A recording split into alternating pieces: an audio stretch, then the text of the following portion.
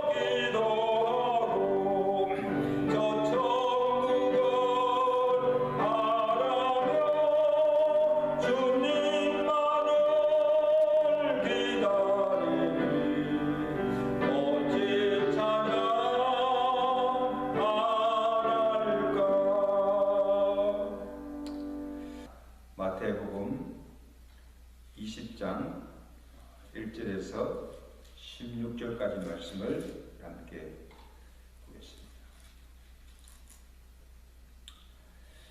천국은 마치 품꾼을 얻어 포도원에 들여 보내려고 이른 아침에 나간 집 주인과 같으니 그가 하루 한 데나리온씩 품꾼들과 약속하여 포도원에 들여보내고 또 제3시에 나가보니 장티에 놀고 서 있는 사람들이 또 있는지라 그들에게 이르되 너희도 포도원에 들어가라 내가 너에게 상당하게 주리라 하니 그들이 가고 제6시와 제9시에 또 나가 그와 같이 하고 제11시에도 나가보니 서 있는 사람들이 또 있는지라 이르되 너희는 어찌하여 종일토록 놀고 여기 서 있느냐 이르되 우리를 품꾼으로 쓰는 이가 없음이다. 이르되 너희도 포도원에 들어가라 하니라. 저물매 포도원 주인이 청지에게 이르되 품꾼들을 불러 나중 온 자로부터 시작하여 먼저 온 자까지 싹쓸 주라 하니 제11시에 온 자들이 와서 한 데나리온씩을 받거늘 먼저 온 자들이 와서 더 받을 줄 알았더니 그들도 한 데나리온씩 받은지라. 받은 후 집주인을 원망하여 이르되 나중 온 이 사람들은 1시간밖에 일하지 아니하였거늘 그들을 종일 수고하며 더위를 견딘 우리와 같게 하였나이다. 주인이 그 중에 한 사람에게 대답하여 이르되 친구여 내가 내게 잘못한 것이 없노라. 내가 나와 한 데나리온의 약속을 하지 아니하였느냐. 내 것이나 가지고 가라. 나중 온 이 사람에게 너와 같이 주는 것이 내 뜻이니라. 내 것을 가지고 내 뜻대로 할 것이 아니냐. 내가 선함으로 내가 악하게 보느냐. 이와 같이 나중된 자로서 먼저 되고 먼저 된 자로서 나중되리라. 아멘. 오늘은 우리가 잘 아는 포도원 품꾼의 비유입니다. 이 비유도 예수님께서 천국에 관해 하신 비유로 믿지 않는 불신자들에게 하신 말씀이 아니고 이미 예수 믿고 구원받은 성도들, 특히 유대인들 중에 내가 다른 사람보다 낫다고 우월감을 가지고 다른 사람들, 특히 세리나 죄인들, 이방인들을 무시하는 이 바리새인들과 서기관들을 향해서 주신 경고의 말씀임을 우리가 알 수가 있습니다. 먼저 이 비유의 배경을 보면 예수님께서 누구에게 왜 이 비유를 하셨는가를 알 수가 있습니다. 본문 앞장에 보면 어떤 사건이 나오는가 하면 베드로가 예수께 나와 느닷없이 이런 질문을 합니다. 19장 27절을 보면 주여 우리가 모든 것을 버리고 주를 따랐습니다. 그런즉 우리가 무엇을 얻으리까? 이런 베드로의 질문이 틀린 말이 아닙니다. 사실 베드로 자신뿐만 아니라 예수님의 그 다른 제자들도 다 예수님이 나를 따라오너라 하실 때 자기들이 가진 것, 재산과 집과 가족, 생업 또 다 버리고 주를 쫓았습니다. 그래서 3년 동안 주를 위해 모든 것을 바치며 헌신하였습니다. 그러니 당연히 주님께 우리가 주를 위해서 이만큼 수고하였으니 우리에게 무엇을 주시겠느냐는 꼭 물을 수 있는 질문입니다. 여러분, 주님도 그것을 부정하지 않았습니다. 그래서 베드로를 책망하지 아니하시고 베드로에게 그들이 받을 축복이 있음을 분명히 말씀해 주셨습니다. 자, 28절에 보시면 두 가지 축복을 말씀하셨는데 인자가 자기 영광의 보좌에 앉을 때에 나를 따르는 너희도 12보좌에 앉아 이스라엘 지파를 다스리는 권세를 주겠다고 하십니다. 이것은 그들이 받을 영적 축복입니다.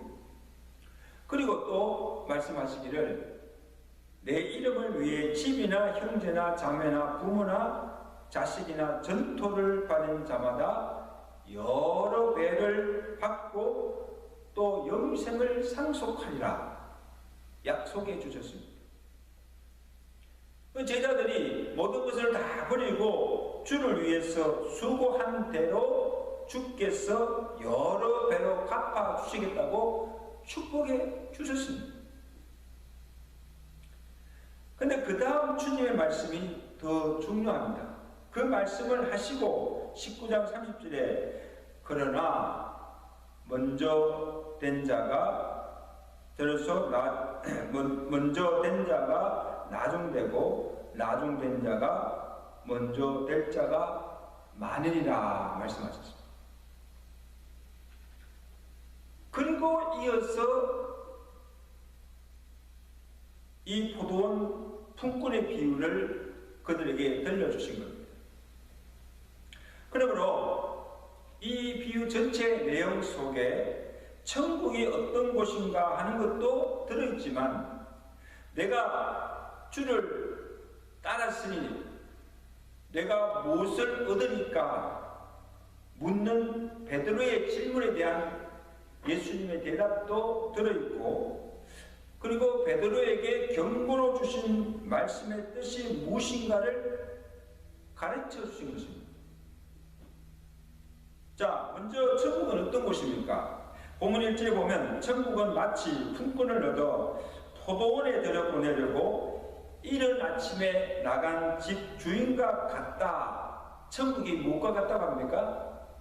포도원 집 주인과 같다 말씀하고 있습니다. 그러면 오늘 본문에 나오는 이 포도원 주인이 어떤 사람인가, 또 그가 말하고 행동하는 것을 주위에서 살펴보면 천국이 어떤 곳인가를 알 수가 있다는 것입니다. 자, 포도원 주인이 이른 아침부터 나아가서 포도원에 일할 품꾼들을 구하려 시장터에 나갔습니다. 오전 6시에, 9시에, 12시에, 3시에, 그리고 1시간을 남겨놓고 오후 5시에 나아가서 아무 일도 하지 않고 거리에서 놀고 있는 사람들을 불러서 포도원에 들여보내어서 일을 하게 하였습니다. 그리고 포도원에 보내면서 오전 6시 이른 아침에 온 자에게 하루 품삯으로 한 데나리온을 주겠다고 약속하고, 그리고 나중에 온 자들에게도 얼마나 주겠다고 정하지 않았지만 내가 상당하게 주리라 하고 일을 하게 하였습니다. 그래서 품꾼들이 포도원에 들어온 시간대로 열심히 일을 다 마친 후에 이제 주인이 나중에 온 자로부터 시작하여서 이른 아침에 먼저 온 자들에게 하루 품삯을 주었습니다. 어떻게 일하였느냐, 또 얼마나 많은 시간 일을 하였느냐를 보지 않고 먼저 온 자나 나중에 온 자나 똑같이 한 데나리온을 품삯을 주었습니다. 자, 그러자 이때 이른 아침부터 와서 종일토록 일한 자가 주인에게 불평을 토로합니다. 보면 12절에 보세요. 받은 후에 주인을 원망하니, 제일 먼저 온 자가 하는 불평입니다. 주인을 원망하여 이르되 나중에 온 이 사람들은 1시간밖에 일하지 아니하였거늘 그들을 종일 수고하여 더위를 견딘 우리와 같게 하였나이까. 사실 우리가 볼 때는 그가 하는 불평이 틀린 말이 아니에요. 어떻게 보면 주인의 처사가 불공평하다고, 잘못됐다고 주인을 불행할 수가 있습니다. 근데 여러분 가만히 보면 먼저 온 자에게 주인이 잘못한 것이 하나도 없습니다. 왜냐하면 포도원에 보내어 일을 시작할 때에 주인이 약속한 대로 하루 품삯인 한 데나리온을 주었습니다. 그리고 그 후에 온 자들에 대해서 주인이 어떻게 하든지 얼마를 주든지 자기가 상관할 바가 아닙니다. 그래서 주인이 그에게 뭐라고 합니까? 본문 13절에 보세요. 그에게 말하기를 친구여, 내가 내게 잘못한 것이 없노라. 내가 나와 한 데나리온의 약속을 하지 않았느냐. 그러니까 내 품삯을 주었으니 불평하지 말고 내 것이나 가지고 가라는 거예요. 여러분, 이 먼저 온 자가 한 불평의 원인이 주인에게 있는 것이 아님을 볼 수가 있습니다. 주인이 볼 때 먼저 온 종에게는 자기를 품꾼으로 써주신 것에 대한 감사나 또 자기가 받은 품삯에 대해서 감사한 마음은 조금도 없고 나중에 온 자들에 대한 시기심 그리고 그들보다 더 낫다고 하는 우월감과 교만으로 가득 차 있는 것을 볼 수가 있습니다. 만약에 포도원에 자기 혼자만 들어왔다면 이러한 시비도 일어나지 않았고 또 나중에 온 자들이 자기보다 더 품삯을 적게 받았다고 한다면 불평도 없었을 거예요. 근데 1시간밖에 일을 하지 않고 종일 일한 자기와 똑같이 받으니까 주인이 먼저 온 자기를 우대하지 않고 나중에 온 자들과 같이 취급하고 오히려 그들을 더 잘 우대해 주는 것을 보고 참지 못하고 화가 난 거예요. 어떻게 이럴 수가 있느냐. 근데 여러분 사실 따지고 보면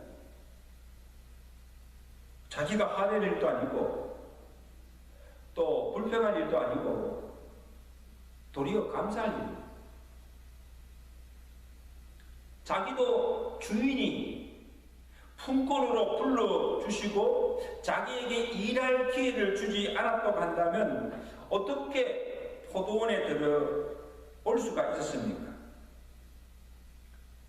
단지 나중 온 자들보다도 먼저 온 것뿐이지 주인으로부터 은혜를 입은 것은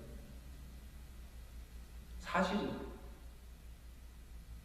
먼저 온 자나 나중 온 자들나 다 동일한 은혜를 받은 거예요. 그러니까 주인이 볼 때는 먼저 온 자나 나중 온 자나 다 똑같은 거예요. 여기서 먼저 온 자는 누구이며 나중에 온 자는 누구를 가리킵니까? 먼저 온 자는 주님의 12제자들, 나중에 온 자는 그 위에 예수를 믿은 자들을 가리키기도 하고 또한 먼저 하나님의 선민으로 택함받은 유대인들 그리고 나중에 온 자는 헬라인이나 이방인들을 가리킨다고 볼 수가 있습니다. 주인이 일한 대로 품삯을 주지 않고 먼저 온 자나 나중 온 자들에게 일에 상관없이 똑같이 한 데나리온을 준 것은 무엇을 뜻합니까? 이것은 우리가 받은 구원에는 순서나 차별이 없다는 거예요. 그래서 로마서 4장의 은혜에 대해서 묘사하기를 일하는 자에게는 그 삭시 은혜로 여겨지지 아니하고 보수로 여겨지거니와 일을 아니할지라도 경건하지 아니한 자를 의롭다 하시는 이를 믿는 자에게는 그의 믿음을 의로 여기신다 말씀하고 있습니다. 그래서 이것을 보면 오늘 먼저 온 자가 불평한 것은 그가 받을 삭스를 은혜로 여기지 아니하다는 거예요. 무슨 말인가 하면 자기는 자격이 있어서 포도원에 들어왔고 그리고 자기가 받은 이 한 데나리온도 자기가 일한 대로 당연히 받는 삭스로 여겼다는 것입니다. 성경이 계속 우리에게 강조하고 예수님께서 이 비유를 통해서 우리에게 주시는 메시지는 구원은 천국은 내 노력이나 공로로 주어진 것이 아니고 오로지 하나님의 은혜로 주어지는 것임을 말씀하고 있습니다. 그래서 로마서 10장 10절에 보면 사람이 마음으로 믿어 의에 이르고 입으로 신하여 구원에 이르느니라. 누구든지 그를 믿는 자는 부끄러움을 당하지 아니하리라. 유대인이나 헬라인이나 차별이 없다. 뭐의 차별이 없다는 구원에는 유대인이나 이방이나 차별이 없이 하나님의 은혜로 주어지는 것임을 말씀하고 있습니다. 그러므로 하나님 나라 천국은 어떤 곳인가? 구원의 차별이 없는 곳입니다. 내가 얼마나 주를 위해서 많은 일을 하였는가? 내가 일한 공로나 업적으로 행위로 구원받는 것이 아니라는 말씀입니다. 누구든지 예수 그리스도를 믿기만 하면 구원을 받고 천국에 들어올 수 있다는 말씀입니다. 내가 먼저 믿었다고 텃세를 부리고 기득권을 주장하는 것도 아니고 잘난 자도 없고 못난 자도 없고 차별 없이 만인이 평등하게 대우받는 곳이 천국이요 교회라는 것입니다. 또한 하나님 나라 천국은 어떤 곳입니까? 베드로가 주님께 요구한 것처럼 내가 주를 위해서 모든 것을 버리고 주를 따랐으니 주를 위해서 수고하였으니 내가 무엇을 내게 무엇을 주시려나이까?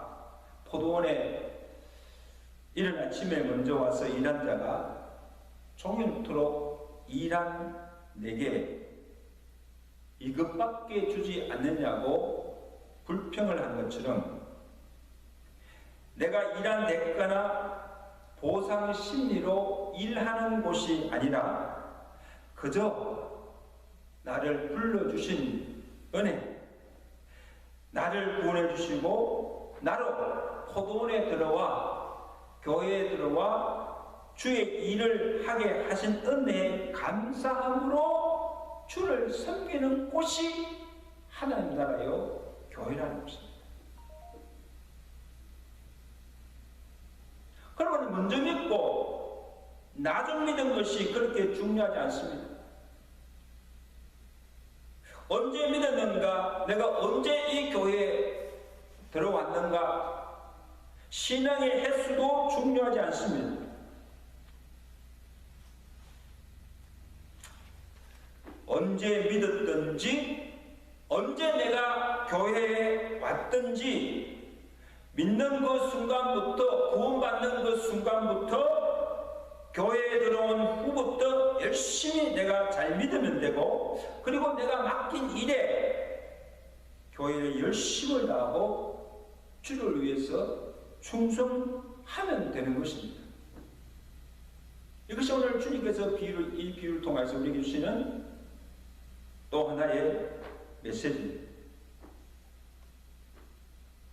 여러분, 포도원에 들어와서 일한 자 중에 1시간 남겨놓고 오후 5시에 포도원에 들어와서 일한 그 사람의 마음은 어떠했을까요? 한번 상상해 보십시오. 그가 주인이 불렀을 때 그가 뭐라고 합니까? 어찌하여 종일 놀고 서 있느냐? 그렇게 했을 때 그가 말하기를 주인이 우리를 품꾼으로 써주는 사람이 없다고 한 것을 보면 아마 능력도 부족하고 아마 장애도 있지 않았을까? 그러니까 사람들이 불러주지 않지요. 그래서 아무도 자기를 일꾼으로 불러서 써주지 않았는데 자기에게 자기를 불러 일할 기회를 주시니 얼마나 감사한 일이겠어요. 그리고 1시간밖에 일을 하지도 않았는데 하루 종일 일한 사람과 똑같이 한 데나리온을 받으니까 얼마나 황송하고 또 감사하겠습니까?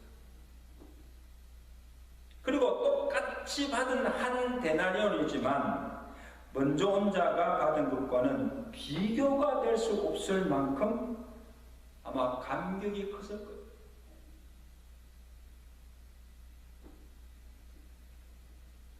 그래서 일을 할 때도 제가 볼 때는 먼저 온 자들보다도 아마 10배, 100배 더 열심히 많이 일을 하였을 거예요. 자, 이것을 보면 오늘 우리 중에도 먼저 믿는 자보다 나중에 믿어도 먼저 믿는 자보다 더 믿음이 좋은 자가 있음을 볼 수가 있어요. 그리고 교회 오래 다닌 사람들보다도 나중에 온 자들이 더 교회 일에 열심히 하며 또 충성하는 자들도 있는 것을 보게 됩니다. 자, 이런 의미에서 주님께서 이 비유를 하신 후에 결론적으로 하신 말씀이 뭡니까? 이와 같이 본문 16절에 이와 같이 나중된 자로서 먼저 되고 먼저 된 자로서 나중되리라 말씀하신 거예요. 먼저 믿었다고 먼저 왔다고 자랑하지 말라는 것입니다. 먼저 된 자가 나중되고 나중된 자가 먼저 될 수가 있다는 것을 명심하라는 거예요. 자, 또 하나의 경우는 내 할 일 내가 하고 다른 사람 일에 참견하지 말라는 거예요. 여러분, 지금 이 먼저 온 자가 주인에게 크게 잘못하고 그리고 주인에게 책망받은 이유가 무엇인가 하면 주인의 할 일을 주제넘게 간섭하고 참견하는 거예요. 그래서 주인이 그에게 한 말이 뭐예요? 13절에 내 것이나 가지고 가라. 나중에 온 이 사람에게 너와 같이 주는 것이 누구의 뜻이다? 내 뜻이라는 거예요. 내 마음이라는 거예요. 아니, 내가 내 것을 가지고 내 뜻대로 할 것이 아니냐? 그리고 내가 선함으로 내가 나를 악하게 보느냐? 그리고 그를 책망하신 거예요. 지금 주인을 잘못 오해하는 거예요.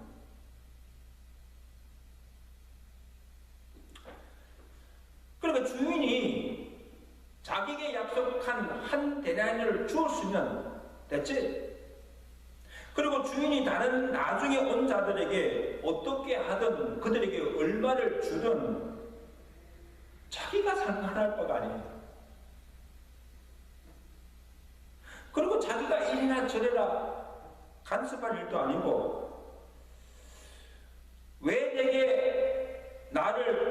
그들을 잘 해주고 나를 홀대하느냐고 따지고 불평할 일도 아니에요. 다른 사람이야 어떻게 하든 내가 해야 할 내 일만 하면 되는 거예요.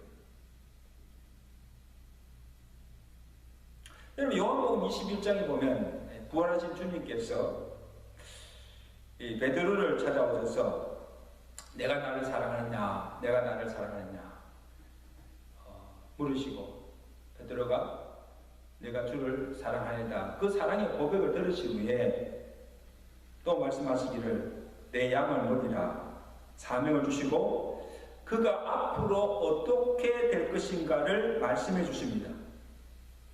내가 젊었으면 스스로 뛰뛰고 원하는 곳으로 다녔거니와 늙었으면 내 팔을 벌리리니 남이 내게 띠띠우고 원하지 않은 곳으로 데려가리라. 이 말씀은 장차 이 베드로가 어떠한 죽음을 맞이할 것인가를 말씀하신 거예요. 베드로가 주를 위해 수고하여 후에는 십자가에 거꾸려 매달려 죽임을 당할 것을 예고로 말씀해 주신 거예요. 자, 그때 베드로가 그 말씀을 들은 후에 예수님 곁에 있는 요한을 가리키며 주여, 그러면 이 사람은 어떻게 됩니까? 그렇게 물은 거예요. 주님께서 베드로에게 너는 주를 위해서 수고하다가 결국은 십자가에 뿔을 매달려 죽을 것이다. 그러니까 나는 그렇게 된다 할지라도 그러면 예수님 곁에 있는 이 요한은 어떻게 됩니까? 그렇게 물은 거예요. 당신의 제자가 아닙니까? 왜 나만 십자가를 지고 죽어야 합니까? 그런 마음이에요. 그 마음속에는 불평이 있는 거죠. 나도 예수님의 제자고 요한도 예수님의 제자인데 왜 나만 주를 위해서 수고하다가 십자가를 치고 죽습니까? 그럼 이 요한은 어떻게 됩니까? 그렇게 물은 거예요. 그때 주님께서 베드로에게 하신 말씀이 참 재미가 있어요. 내가 올 때까지 그를 머물게 할지라도 내게 무슨 상관이냐?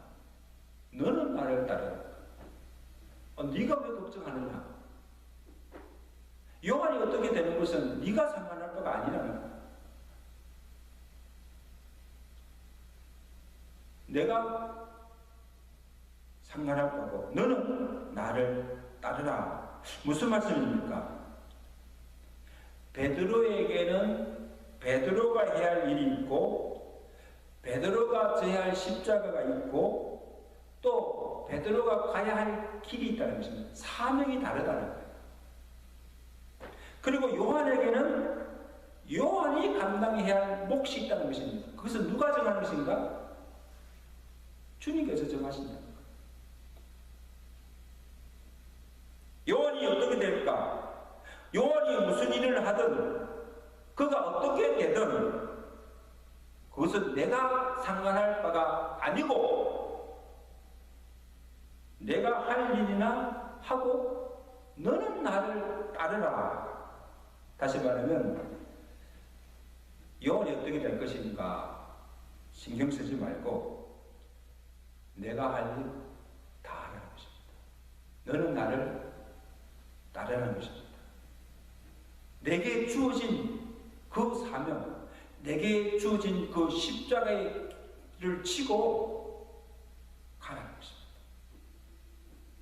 이것이 오늘 저와 여러분에게 주님께서 요구하시는 말씀이십니다.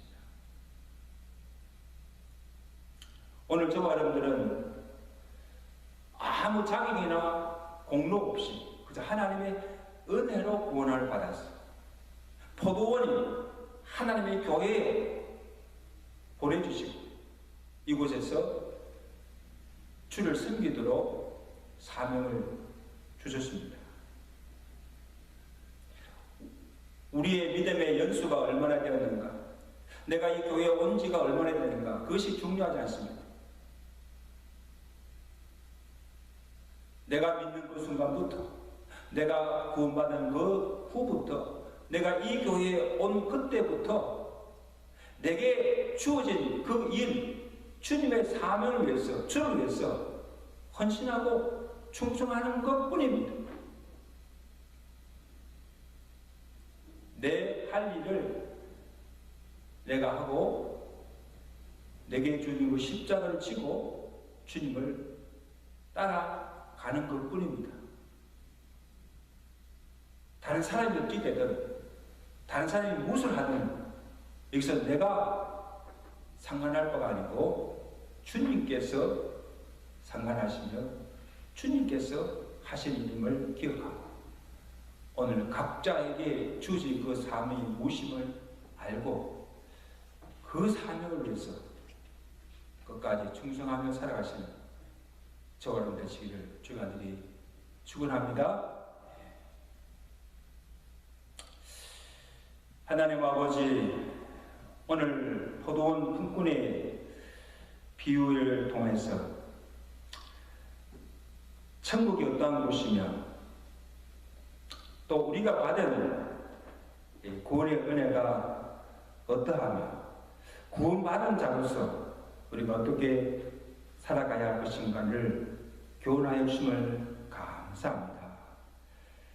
하나님 아버지, 오늘 포도원 품꾼의 주인의 부르심을 받고 포도원에 들어가서 일한 일꾼들처럼 우리가 구원받을 만한 자격이나 공로나 의의가 없지만 그저 하나님께서 우리를 불러주시고 하나님의 은혜로 우리를 구원해 주시고 포도원은 하나님의 교회에 들여보내시고 이곳에서 주를 섬기며 또 주의 일을 위해서 헌신하도록 은혜를 베풀어 주심을 감사합니다. 하나님 아버지, 하나님 나라 천국에는 차별이 없습니다. 유대인이나 이방인이나 다 하나님의 은혜로 구원받았음을 알게 하시고 또 내가 언제 예수를 믿었는지 또 내가 언제 이 교회에 들어와 신앙생활을 시작했는지 연수가 중요하지 아니하고 구원받은 그 순간부터 내가 부름받은 그 순간부터 오로지 내게 주어진 그 일과 사명을 위해서 주를 위해서 충성하는 것밖에 없음을 오늘 주님께서 이 비유를 통해서 우리에게 말씀해 주셨습니다. 하나님 아버지, 오늘 우리 각자에게 주어진 사명이 있고 우리 각자가 져야 할 십자가가 있고 또 각자가 걸어가야 할 사명의 길이 우리에게 주어심을 알게 하시고 다른 사람이 무엇을 하든 어떻게 하든 상관하지 아니하고 오로지 내게 주어진 그 사명을 위해서 주께서 주신 그 십자가를 기꺼이 지고 사명의 길을 달려갈 수 있는 저들 것으로 은혜 베풀어 주시옵소서. 예수 그리스도로 감사하며 기도드리옵나이다. 아멘. 우리 말씀을 생각하시면서 우리 313장 함께 찬양하시겠습니다.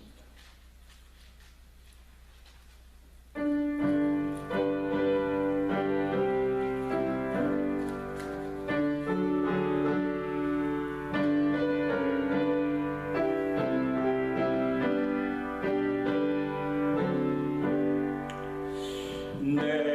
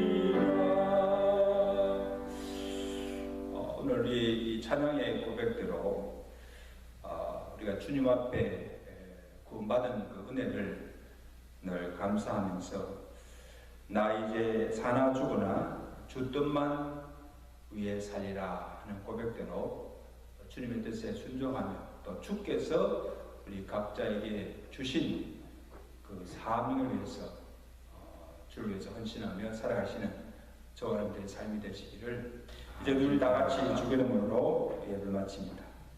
하늘에 계신 우리 아버지, 이름이 거룩히 여김을 받으시오며 나라의 마음이시며 뜻이 하늘에서 준 것 같이 땅에서도 이루어지이다. 오늘 우리에게 일용할 양식을 주옵시고 우리가 우리에게 지은 죄를 사해준 것 같이 우리 죄를 사해 주옵시고 우리를 시험에 들지 말게 하옵시며 다만 악에서 구하옵소서. 대개 나라와 근세와 영광이 아버지께 영원히 있사옵나이다. 아멘.